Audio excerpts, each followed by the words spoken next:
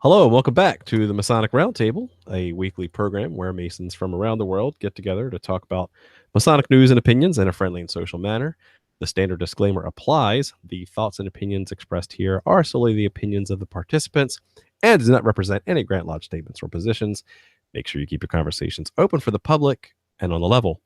To interact with us, send questions and comments to our Twitter page at Mason Roundtable or on the Facebook event page for episode 212. Lodge dinners. Or if you want to interact right now, real time, go over to the YouTube chat that runs alongside this video, and we'll be on there interacting with you as well. As for introductions, my name is John Ruark, past master of the Patriot Lodge number 1957 in Fairfax, Virginia. Next up, we have Mike the intern. Welcome. Hey, Mike Abrams here from Village Lodge number 274 in Burton, Ohio, and Triandria Lodge number 780 in Rock Creek, where I am the junior steward and lodge education officer. So good evening, everyone. Welcome, welcome. Thank you, Mike. Next up, Juan Sepulveda. Howdy, Juan. Hello, everybody. Juan Sepulveda here from sunny Kissimmee, Florida, a member of Orange Blossom Lodge number 80, and the host of the Winding Stairs Freemasonry podcast. Thank you, Juan. Last but not least, for now, Jason Richards. Hey, good evening, everybody. Jason Richards here, past master of Acacia Lodge number 16 in Clifton, Virginia, and member of the Colonial Lodge number 1821 in Washington, D.C. Very cool. All right, good stuff, good stuff. Let's get to Masonic news. The first item, of course, is this weekend. Big news. MasonicCon is coming up in Attleboro, Massachusetts. That's right. You too can head on over, if you're in the area, to Ezekiel Bates Lodge, which is in Attleboro, Mass, and visit their MasonicCon. This year, they're asking for a $5 donation, but a few of us will be there. That's right. Jason Richards, John Ruark, that guy, and Robert Johnson will be some of the guests that will be in attendance, speaking, mulling around, just having a good time. So it's coming up. And again, these guys have done a great job pulling a lot of quality activities, information, everything together. So make sure. Oh, by the way, we actually have a booth. I forgot to mention that the past couple of weeks, that TMR/WCY/ the Winding Stairs/ Perriott Lux, we've all got some stuff for sale. So we'll make sure you stop on by and say hi. And for those of you attending, if I am going to be bringing a bag of goodies with me, and for those of you who watch the show, come up to me and give me the super secret password, which is Feather Duster. Let me know what you think of TMR, good, bad, or indifferent, and I'll have something specifically for you. I think it's dangerous for you to have a passport stamp. For you to have the same super password and safe word be the same thing. I don't think that's smart. No. I don't know what you're talking about, Juan. It's a family show.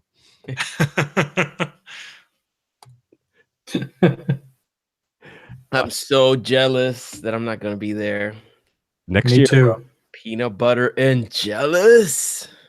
But I am making plans to be there next year. I'm excited about the prospect of it. Mm-hmm. But I sent a few goodies with Brother Jason. So just come see Jason and he'll take care of you. Yep. And if you've got a Masonic passport, bring that too. There you go. Also, at the same table, Robert and I had a big announcement coming out last week. In case you haven't been on Facebook or seen some of the conversations that have been occurring on the Winding Stairs group and other Masonic groups, Robert and I have been proud to announce that this weekend we rolled out and launched our new book on Freemasonry entitled It's Business Time, Adapting a Corporate Path for Freemasonry. And so Robert and I put our heads together, looked at some of the best practices of what's going on in corporate America, as far as how do you manage people, how do you take care of people, how do you execute efficiently, using things like Lean Six Sigma, using things like startup tech, methodologies. How do you? Technically, you don't mention Six Sigma in the book. That's true. It's just lean. How would you know?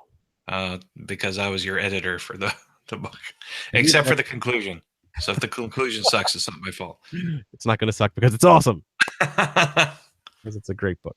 We had a lot of fun putting it together, and we want to make it clear this is a really interesting. It's a unique book because we're taking chocolate and peanut butter and putting it together to make a Reese's cup here, where we're taking ideas and how you would adapt them into a lodge experience. We're not saying a lodge is a business. We say that like 7 times in the book, and so we want to make it clear that this is a way that you can take proven techniques of how do you handle people, how do you work with people and understand them at a truly personal level, and apply those to your lodge experience. And that truly, to me, is what a lot of the fraternity is all about. Is how do you really deal with your brothers as brothers? And so, go check it out if you can, because we're super excited to launch that. And if all goes well, UPS willing, we will have books shipped up to Boston and have those for sale at the table, and maybe even a book signing or two. So go check that out. We're really excited to announce that. And Robert and I had a lot of fun putting it together. A lot of work, a lot of late nights. But as with, what do you say? Everything that's worth doing isn't easy. So bring your passports, bring your wallets, bring your feather duster, password, and we'll have a good time.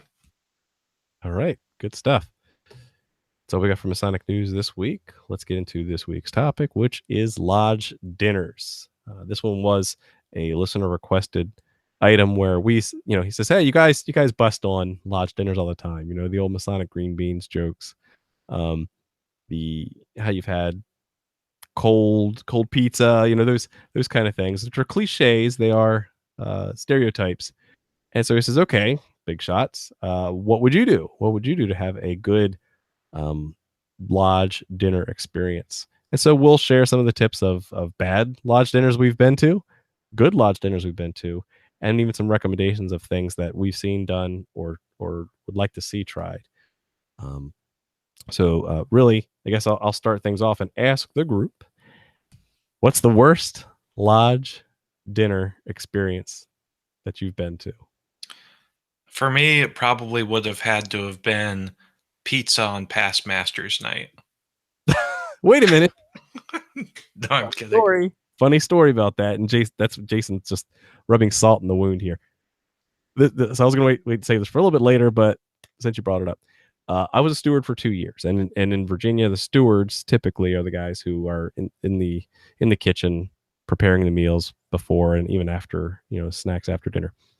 And we didn't get much notice. We were always guessing how many guests we'd have that night because there's no consistency, especially depending on the program. Well, this one night, the master neglected to inform us, both me, the senior steward, and the junior steward cooking the meal, that we were having past masters night, where all of the old past masters who haven't been attending lodge in a while showed up, and it was to celebrate their year. Well, he and I both worked full-time jobs, and we're both running late that night. So not knowing any better, we said, we're going to have to pull an audible and go with the easiest, cheapest thing we can do right now. And let's just get a whole bunch of pizzas and hope for the best, right? For what's the average number of people. And so we got those in. We're running late. We're rushing in, and we open the doors to the social hall, and it's almost standing room only. It's not that full, but there's a lot of faces I hadn't seen before, and we're carrying in these boxes. And one of I'll never forget to this day. We're flustered because one, we know that we didn't deliver, right? When we deliver pizza, but we didn't deliver on our obligation of making something valuable for everyone's time that night. And that we're running late. We're already flustered. We're already upset. And then I heard a comment from one of the past masters who said, unbeknownst, that we were the ones that put it together. He's like, pizza, what's this crap? I was like, thanks, bro. I get it. But again, this is a guy who hadn't been to lodge in a long time. He just showed up for his past master's night, and then had the nerve to,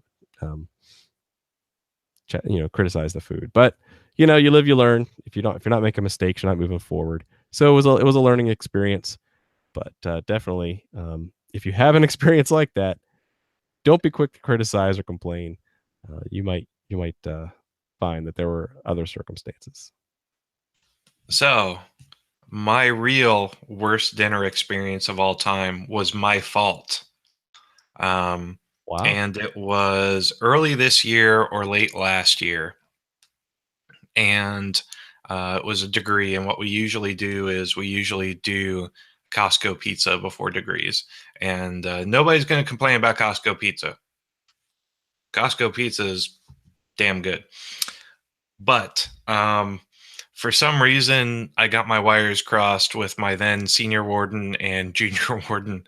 And I arrived at Lodge and I looked around and said, "Where's the pizza?" And Joe and Bobby, looked at me and said, "Worshipful Master, you are the one who was supposed to pick it up." So the worst dinner experience I've had at Lodge, and nobody really complained about it, but I felt terrible, was just not having dinner before the degree when we had told everybody there would be dinner. And I think that's the worst experience I've ever had when it comes to Flat out food and lodge. dropping the ball, right? Yeah, just completely dropping the ball and just leaving everybody hungry. Mm-hmm. All right, Juan or Mike, have you had any bad experiences? Like A cold sort of congealed casserole. I don't remember what, I want to say it was almost like a corn chowder casserole type thing, but man, it was cold. And you know how they thicken up and congeal a little, tasty, but just not there. okay, flipping that around. Mhm. How about the best dinner experience you've had? Now we could always, talk about table lodges and banquets and that kind of thing, but just from a regular run-of-the-mill lodge dinner, have you had any great experiences? Village Lodge is always good. That's where, my mother lodge is. We have a guy there who pretty much, it's his kitchen, so to speak. He's not one of the stewards. It's his kitchen. And as it is now, stands now, the stewards definitely work for him. They have to buy the food and, but he and another friend of mine, Joe Murata, so Jack Sherman is the guy who actually runs the kitchen, and then Joe Murata and him have worked out some really good dinners. We've had well done lasagnas. I mean, very nicely done with homemade, homemade, but is relative, but garlic bread or garlic toast. I mean, it's been really good stuff they brought in, and they've always got good appetizers beforehand, because we don't do our dinner till after Lodge. So we always have appetizers like before. So, but it's always really good there. Yeah, that's cool. All right. For me, like, I'm having a difficult time thinking of like a bad experience. Usually I don't eat, I don't normally eat when I go to Lodge. I usually eat before going to Lodge. What I usually partake on is, if there's some sort of dessert, or like, I'll never say no to bread. So, I can't say that I've had a negative experience per se when it comes to Lodge food, especially if I'm speaking or if I have some sort of role, uh, like a degree or anything like that. I don't eat at all. So, and that comes from my days of art exhibitions. Before I go anywhere, um, I would eat, so that I spend my time commiserating with people and preparing for whatever's going to happen. Now, when it comes to positive, it's somewhat related. It's going to be this past, I want to say it was November, because it was near Thanksgiving. I went to speak at a lodge. I can't remember the name of the town right now, but I think it was in Leesburg. I can't remember, but it was here in Florida. And the brothers had um, a lot of desserts. So there was like pecan pie, which is one of my favorite. They had, and there was a brother there who was like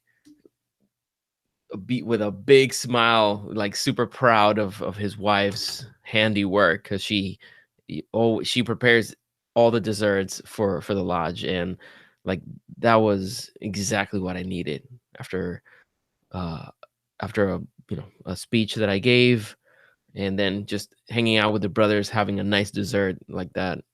That's something that I enjoy very much. All right, Jason, since you seem to be the best chef on the panel here, um, gotta be one of yours, right? So the meal I made for my installation was pretty good. I did on the order of about 30 or so pounds of pulled chicken and pulled pork barbecue. I made myself, which is pretty good. The best the best meals I've had associated with lodge events, though, there are two, and everybody's gonna groan when I say one, so I'll say the other first.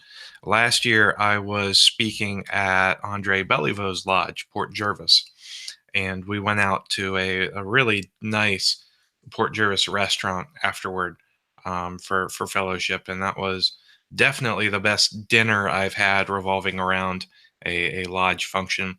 But the best catered dinner I think I've had at any Masonic function whatsoever is probably the catered dinner we put on for the 300. We brought in Maggiano's, and it just turned out amazingly well, and I was really really happy with it. So y'all can groan. Yeah, and if I can say something about that, that probably has to be my worst dinner experience. Really? Not the food that day, but the preparation leading up to it. Because I underestimated the task of arranging the catering and all that kind of stuff, and I was just super frustrated with it. I was not enjoying that process. Like all the other planning, I was okay with, but the food component, and thank you, Jason, because you stepped up to the plate and you're like, you know what, I got this. And I think Mike was helping you too, and you guys took care of that, and it was really good dinner. Oh, yeah, it was painful getting there, but the dinner turned out awesome in the end. Yeah, it did. It did. So we actually had one at my mother lodge a couple years ago, and I can't remember the situation, but dinner was being prepared. There wasn't anything really special that was there. It was probably some sort of meatloaf or something simple like that. And one of the brothers just hops into the lodge or the kitchen area and just starts pulling whatever spices are in the spice rack and just starts adding stuff and doing certain combinations. And it was phenomenal how he like you did this alchemy on the lodge dinner that night. And we're like, well, how did you learn to do that? He says, well, I'm kind of a chef at a restaurant. So, oh, guess he's going to be the lodge steward next year.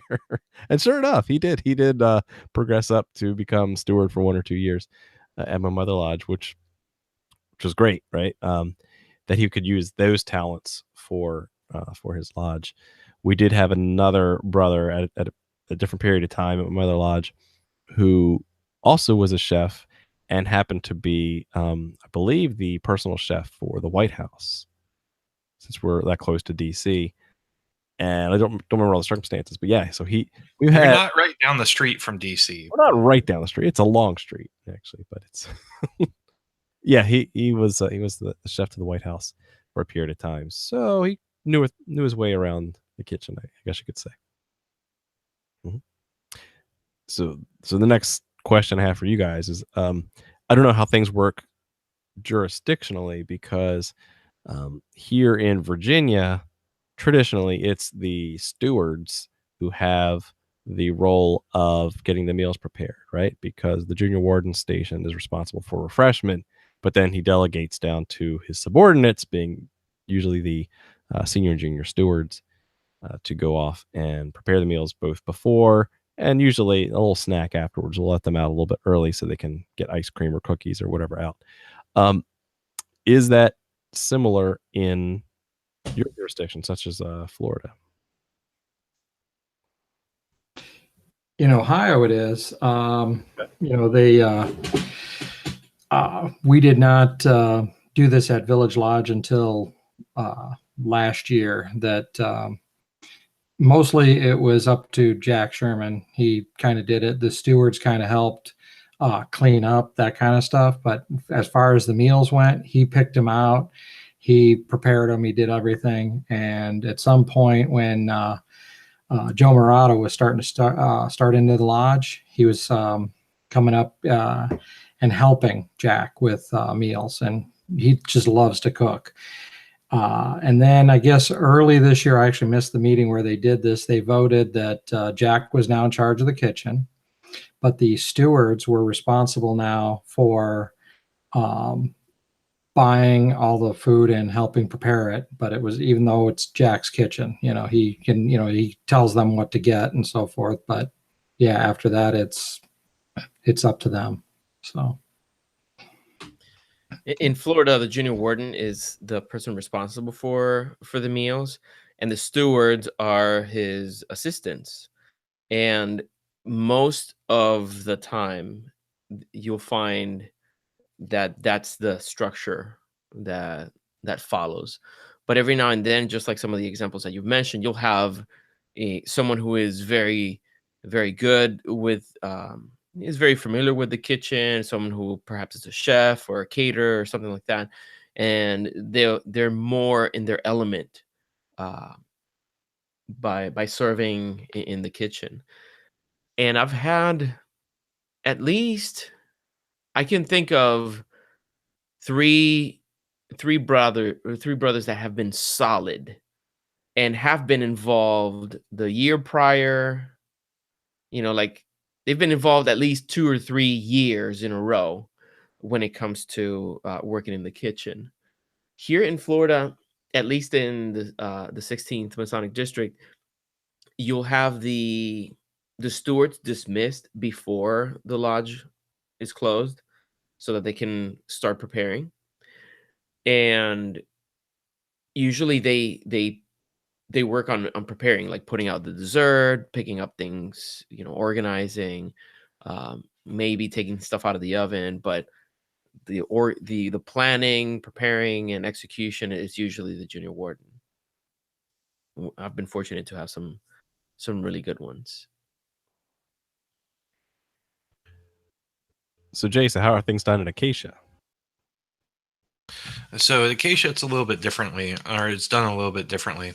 At Colonial, we have the stewards come and bring refreshments to our meetings, which we have, downstairs in the Great Hall of the House of the Temple, which is awesome. But at Acacia, it's always nominally been the steward's job, but for the past, I want to say, well, as long as I've been a member, we split the duty of of making dinner. So the master is the one who, of course, coordinates the dinners for all of the stateds, but it's very much a sign-up sheet, and then whatever months and dinners don't get signed up for, it's really the purview of the master to make sure that dinner is prepared, or we get the Acacia special, which is Costco pizza, and that turns out just fine and dandy, 99 times out of 100. So yeah, that's how we do it at Acacia. Except on past Masters Night. Except on past Masters Night. Well, actually, I think most of our past masters will be just fine with Costco pizza. They're much less demanding than Herndon's. How true. So the next question that Jason had was, what about any dietary restrictions? Have you come across any scenarios where they've had to have alternate meals or any dietary restrictions? So I'm glad you actually asked that John, even though I recommended Your we talk question. about it. Recommended that I ask your question. Because we have a number of Jewish brethren in our lodge. So whenever I would cook meals, I would make sure to stay away from pork, or if I had a pork option, I would make sure to have something like chicken as well, just for those brethren who are just not able to partake in things like pork. And there are a couple other restrictions as well, just making sure that I have a dish that doesn't mix milk and meat and things along those lines. Those are the main dietary restrictions that I've come across. When you're preparing dinner for your lodge, you want to make sure to ask those questions. We have a lot of we have a lot of brethren with diverticulitis, so on chili night it's good to make sure you have an option without beans, because that can, that can inflame some of the old timers, figuratively and literally. Well, yeah, I think at chili night, it's always a good recommendation to not have beans at a massage, Right. especially if Yes. dinner's before lunch. Yes. And No, those are really the two main dietary eccentricities that we've had to deal with at Acacia. yeah, at Herndon, we've had a master who was vegan, and so although he would encourage the stewards to do whatever for the good of the brethren, he just wouldn't show up to eat dinner. He would always eat dinner before at home, show up still early enough that he could socialize with the brethren, but he would never get a meal there. Actually, you know what? Our master from 2 years ago did that as well, because he has celiac. So he has a severe gluten intolerance. So he would eat beforehand and then would show up, halfway into the dinner to mingle with the brethren and meet and greet.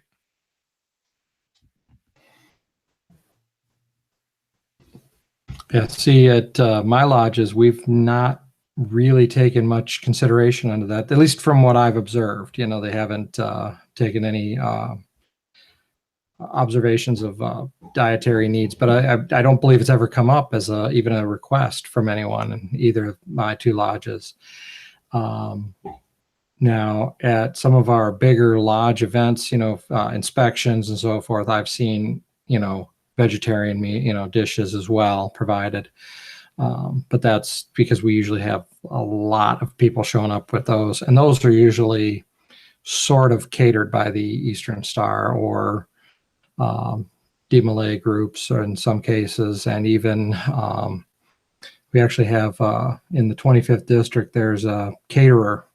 She's really good. And if you ever hear, her name is Jenna Johnston. If you ever hear that she's catering one of the events, everybody in the district ends up showing up because her food is always awesome. I mean, it's like she's become famous. So famous, in fact, it's been a joke to her husband that if he ever leaves her, that would be considered a Masonic offense, and it'll be sorry to see him go. But anyway, yeah, That's pretty funny. Yeah. And you bring up a good point too about other non-Masons contributing to the dinner experience, because brother CWH in the YouTube chat was talking about well, let's not forget the Eastern Star, who often contribute to helping out cook meals. Sounds kind of sexist, but it's still a thing where they can help out as they can, and even youth groups, right, can help out. I know in Herndon Lodge, they'll have the youth groups. Usually the Job's daughters come out and help take plates away, ask if the guys need any, their drinks topped off or anything like that, just to help out. And that's good. That's good service project for them to kind of get used to, serving others, and it's an easy way in. They've seen most of these guys around before. So any other extra appendant bodies or other bodies of masonry that have helped out in your lodges? So we have a really good relationship with Bethel number 55, Job's daughters, out of Woodbridge, Virginia, and they they do a couple events for us a year, and one of the big things that they do is a baked potato bar. and it's always a big hit. We get several of the young ladies down to the lodge with of course our past master and now junior warden, who is one of the Joby Bethel dads. And so it's a great time hanging out with those young ladies and just listening to what they have to say. I usually ask them to do some sort of program when they do dinner, and we treat it as a fundraiser for them. So any monies that get donated during the dinner time go directly back to their Bethel um, for their pageants and whatnot. So, Amy mentioned, have you seen in Florida any of the other groups participate in helping out with lodge dinners in general? I mean, other than special events, Juan? We do have Demolay helping at times. I haven't been very involved in the lodge officer component, so I don't know of other things that they've helped in my new lodge. Um, but when I was in Adiola is when I was the most involved in the officer line, and most of the work was done by the lodge members. It was just excuse me.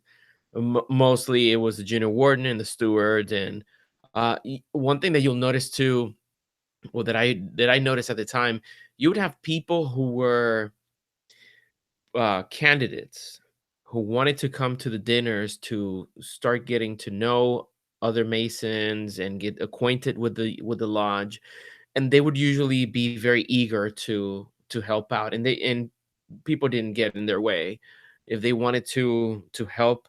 And you know, for the dinners previous to the lodge meeting, they're welcome to help, and it's something that was very common to see in lodge, which I've heard of other. I'm going to be very general here because I don't know. I've heard of other countries in which that is encouraged, and it's more of the norm. So if you're interested in masonry, you come for months on end to the dinners, and you get to sit down and eat with people, you get to serve, you get to clean up, and like you spend a lot of time in lodge as a prospective candidate before given an opportunity to join. So I think that's an interesting um, way of handling it that I'm sure some people would frown upon, but and other people would find it, perfectly fine. But I just thought it was something interesting to note. Shifting the question over to a little bit more general, um, lodge dinners in general, we've talked about good, the bad, the ugly, and kind of what we've seen happen. Now, the real philosophical question here: does the addition of a meal enhance, contribute to, supplement, or even detract from the fraternal experience? And this is all in your own personal opinion. And I just say whatever's off the top of your head. We'll start with Mike the intern. So what I think is the dinner, it really depends on the lodge. Some lodges, that I've been to, the dinners, it doesn't even matter how good the food is or whatnot. It's that the way they do the fellowship around that, in other lodges, it really doesn't matter because they're really not doing much fellowship around it. So it makes a difference if it's good food or bad food at that point, because they're just kind of like, eating dinner, some fellowship, but not much, total mixing and making it happen, as it were, but no, the dinner, I think, is just, as long as from my perspective, as long as it merges in the fellowship and helps facilitate that, then yes, then it doesn't matter whether it's bologna sandwiches and potato chips, or if it's some well-prepared, catered, maybe even gourmet dinner, that part doesn't matter as long as you've got good fellowship for dinner. Well, and to me, it's not just the fellowship aspect of the dinner. I feel like dinners also have the ability um, to facilitate an educational piece to Freemasonry, and that's whether you're talking about agape festive boards that take place after the dinner, or sorry, after the lodge meeting, where you just enter into a time of question and answer and discussion and circumspection, or like was the case in my year where I had my major education programs occurring over dinner, because I didn't want um, to drag the business meeting out any longer than it had to. It was kind of my own play on the psyche of my my lodge members, where I was saying you're going to get education at every single meeting, but I know you hate when the lodge meeting drags on, so this is a way for us to both get what we want.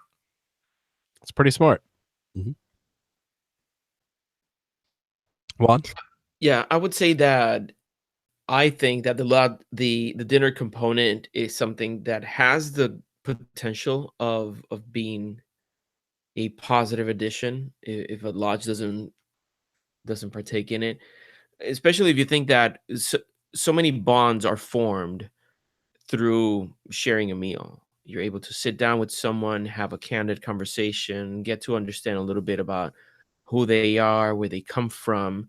You get a chance to see, uh, get a glimpse into their manners, to see their, if they put their elbows on the table, you just flick them real hard, and yeah.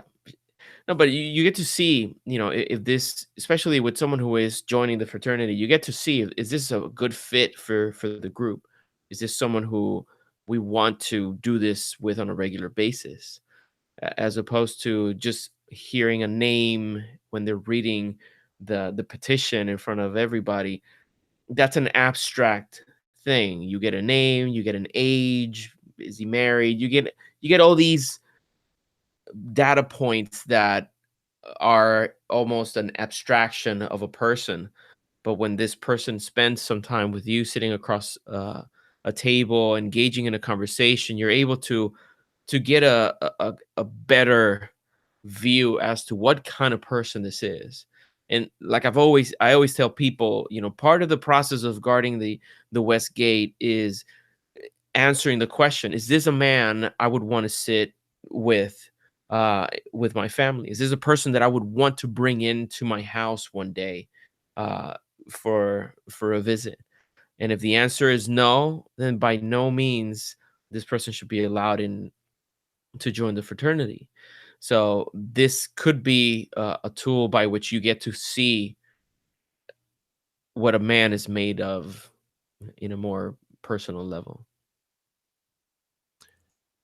Yeah, I think that's a really good point. When you're really trying to get to know someone, it's good to break bread, obviously, with them. And I've been kind of on the fence on this, right? Because if the lodge dinner is not treated well, right, it's less than pizza. If it's just kind of thrown together last minute with that much attention, and you're just doing it because we've always done it, uh, is that still a valuable part of the fraternal experience? And then I'm thinking, well, maybe it is, because you do have that time for people to know that they can always show up early.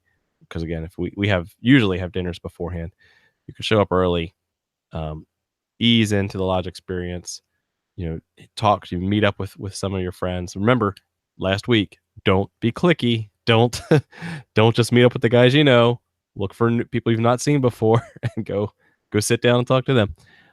But having that space to unpack the world around us and the day's events, and just really ease into that transition, right? And this is, I mean, getting kind of a little esoteric here.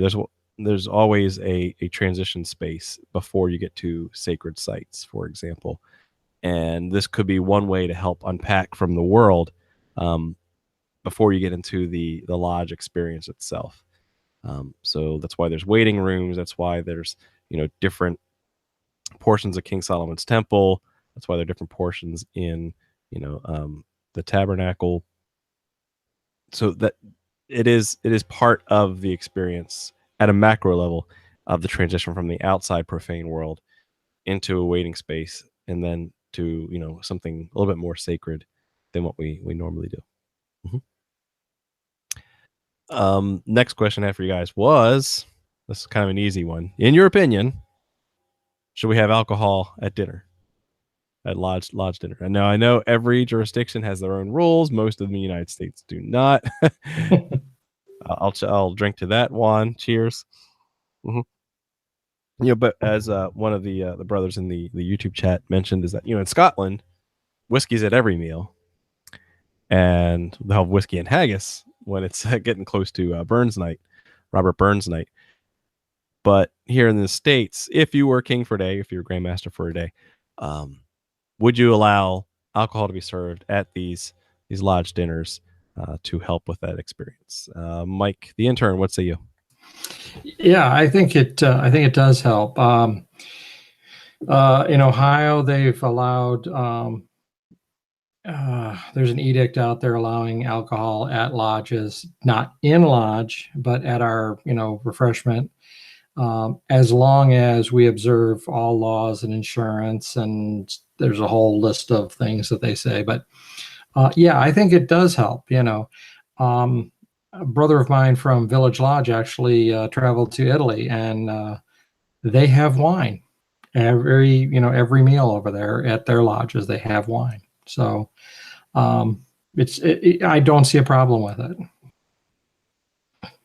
Right, Juan, this seems to be your favorite question of the night. What do you think? It's my favorite question in Masonry. Period. Should there be? And I've been very vocal about this. I do respect the rules and regulations of my Grand Lodge. I don't have to agree with them. I do not agree that alcohol doesn't have a place in the lodge, especially when you talk of the weight, of the Masonic wages of corn, wine, and oil and their significance. It seems a little bit strange that we use these as a symbol, and yet we're afraid of them to a degree, to put them in at the in the trust of because in Virginia it's corn, grape juice, and oil.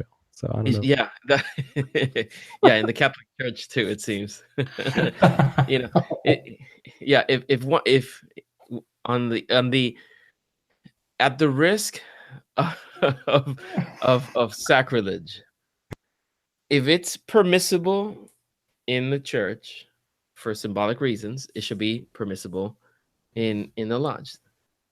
Yes, we do have caveats within our digest that yes, for ceremonial purposes it's okay, blah blah blah. The issue I have is that among the virtues that we are asked to observe and incorporate into our life, we have temperance, and yet we're not trusted with the exercise of it in the lodge. I don't see a problem whatsoever with sitting with another man, have a conversation over some whiskey, over wine, over a beer, and I don't feel at the risk of. I just don't understand the mentality of absolute prohibition of it. Yes, I discourage people from drinking in excess at before lodge, after lodge, before a wedding, after a wedding. It doesn't matter when. You shouldn't drink in excess because most people just become dumb, or their dumbness gets amplified. So I agree, because most of the lodges that I've been to, traveling throughout many jurisdictions, if there is a watering hole that's within walking distance of the lodge, most of the brethren, you'll have a cadre of them that will say, we're going out for drinks after lodge, right? And that is a way to have that experience. But again, now they have to leave the campus of the lodge, And I'll come out and say it. I mean, there's been scientific studies that say that beer is best used for creativity. Beer for creativity, coffee for execution, right? So you can deliver that. But if you want to expand your mind, and we're all talking about free thought and being exposed to some of the conversations outside of lodge, these educational programs that you want to keep continuing, then yeah, I have no problem with a social lubricant that comes with alcohol in moderation, to enhance that experience. And so it'll take a lot of changes here in Virginia to make that official. Most jurisdictions, and I see a couple people in the YouTube chat are mentioning that table lodges are the exception from most grand lodges, and I'm sure they cut and paste a lot of the same language across their laws. Where table lodges, because it's a special event, that you can usually have toasts and wine, but we're talking for the main lodge dinner.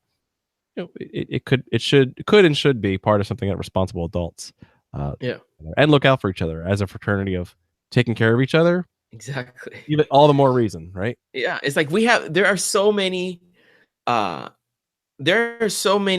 components of what we do as Masons that should make it easier to have a glass of wine with dinner, from observing temperance, from wise counsel to a brother, where observing, oh my god, it's just so many things. And I like how I have here a brother in the chat room on YouTube. He said it's silly giving that taverns and pubs played such an important role in the beginning of our fraternity, at least in the US. And it, I don't know, like I'm just gonna leave it at that. I'll drink to that. Before I lay down my Masonic tools, I will take steps. No, I'm kidding. Jason, how about you? What do you think? I've got no issue with serving alcohol at lodge dinners, with a couple caveats. First and foremost, if you are an academic lodge and your members are predominantly underage, that could cause some issues. Good point. That's point one. And point two is, one of several reasons why I don't go out to shrine events ever is what we've already talked about, excess. There is no room for someone getting drunk in the lodge, or getting drunk and then coming to lodge, which has happened. Interesting. That's fair. It's a fair point. Especially if that's going to detract from other people's fraternal experience, right? Yeah, when you've got the person sitting out the door preparing the candidate who is drunk and practically yelling and laughing while we're trying to open lodge for a degree, that's where alcohol becomes an issue. Not that I've ever experienced this whatsoever. Hypothetically. No, that sounds like an interesting issue, a touchy issue that you probably had to address at one point.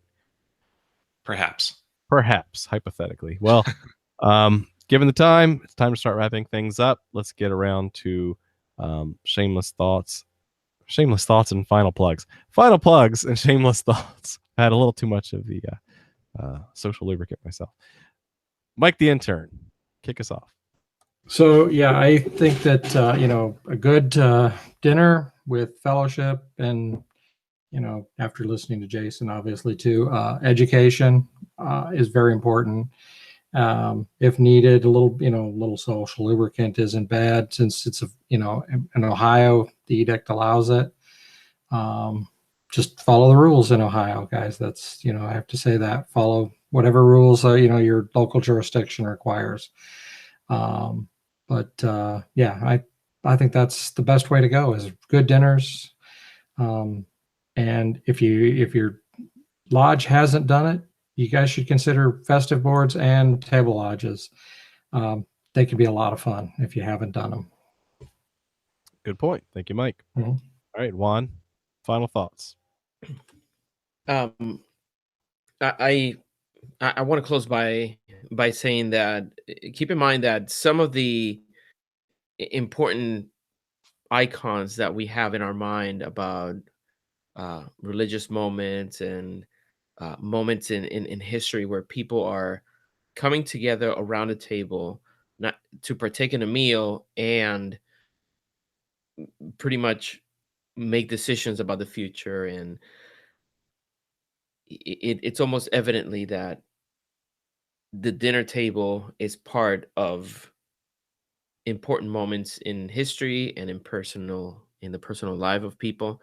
I've had some of the most important Masonic moments around a table with my brothers or sitting on a couch enjoying a beer together with a brother.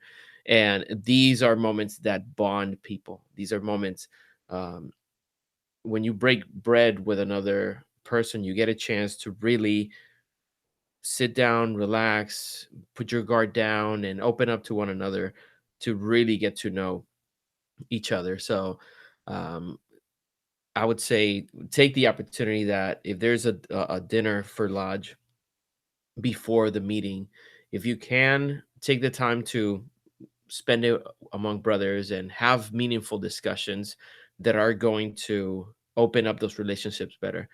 Earlier, I talked about the importance of spending time with prospective candidates to get to know them, but how well do we know the other members of the lodge, other brothers from different cliques, as John was mentioning? That's an opportunity for you to switch it up. Every time you go to the lodge, you could sit with someone different, and at the end of the year, or you've sat down with every member of the lodge and gotten to know them a little bit better, as opposed to just seeing them from a distance in their own respective tables. So there is a lot of opportunity for affection, for brotherly love, for that fellowship that can bring people together to help one another reach the ideals that we espouse. So, we would love to hear your stories. Make sure that you comment on the events page on Facebook or on Twitter so that we can see what you think about this topic in particular. If there's anything that we missed, let us know.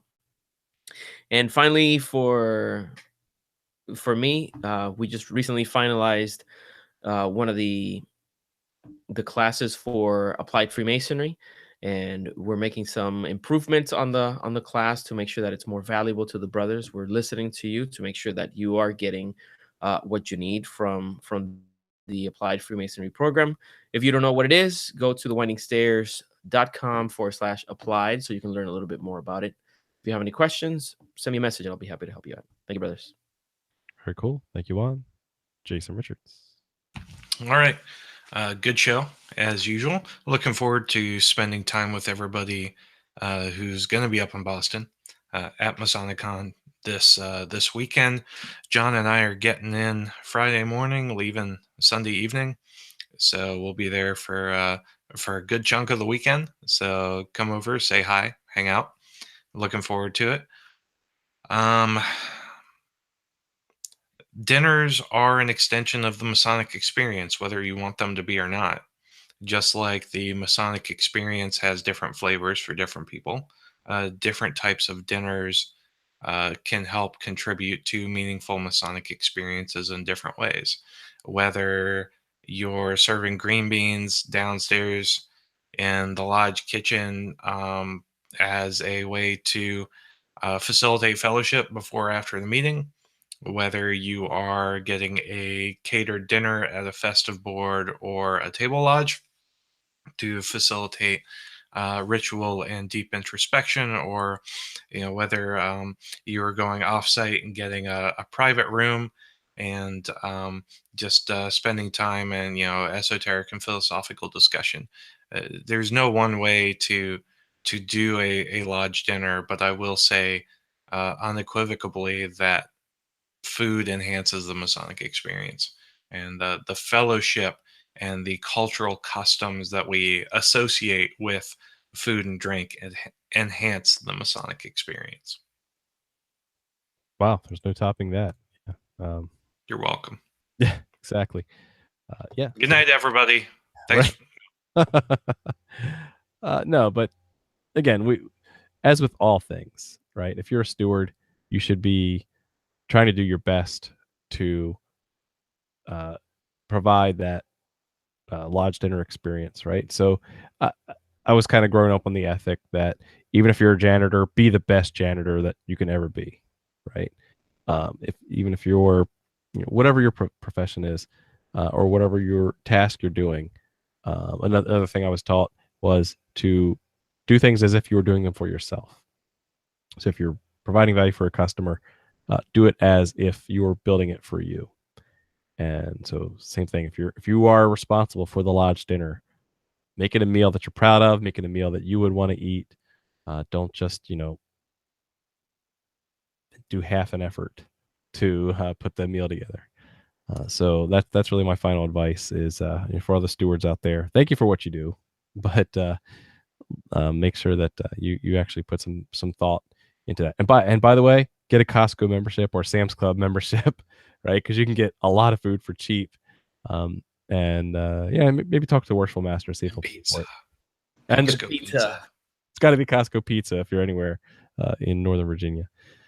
And by the way, so we look forward to seeing some of you at Masonicon this weekend up in Boston, where we'll be signing copies of It's Business Time, the new book, now out on Amazon, co-authored by Robert Johnson and myself, where you can take some of these lessons of corporate world and apply them and adapt them to Freemasonry.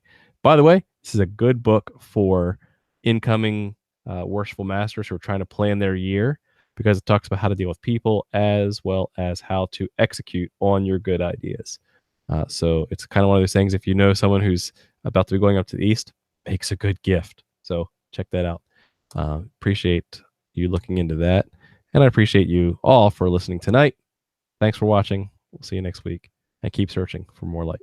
Have a good night.